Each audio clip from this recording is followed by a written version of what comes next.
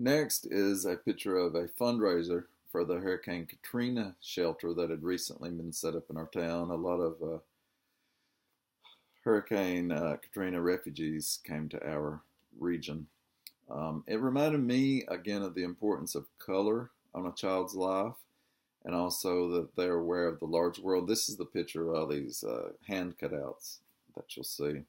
They're aware of the larger world, of what happens on the news, and in a really keen way. Throughout my book, Eli is commenting on the presidential campaign and mission to Mars and all sorts of things in the news. So I was really comforted to know that that was natural, that it was okay, because these pictures prove to me that children are aware of contemporary issues. And the last one, taken before selfies became the norm, the photographer taking a picture of herself. Somehow this photo really showed me the ambivalence of being a child. On one hand, the great confidence that comes with that, and on the other hand, the very shaky ground of trying to figure out who you are, which, as I've said, is a big theme in the book.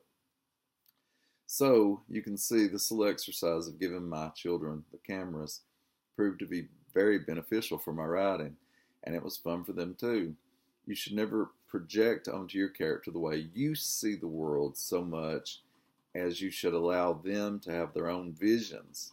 So in other words, you have to walk through the world, but through your character's point of view, through their vision, their thoughts, their beliefs. And so that's why it was important for me to see the world through a child's eyes, as my daughters allowed me to.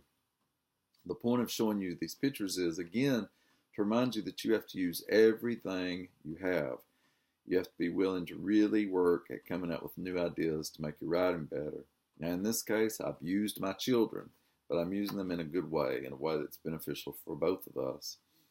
As writers, we always come to a blank page, but we have the power of whether that page remains blank or is filled with memorable, carefully chosen, and important words.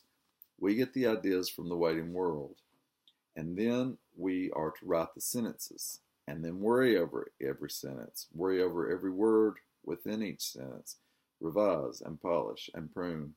The only way we can capture life on the page is if we embrace it with open eyes, if we take in everything it has to offer and tuck that away into the place in a writer's mind made for those perfect little details, the new ideas, the beautiful lines.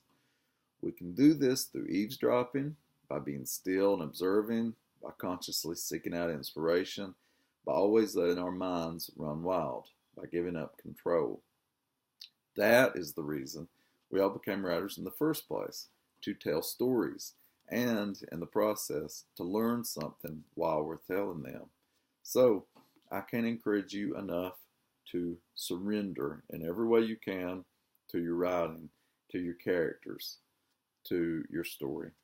And I hope that something in this lecture will help you to do that.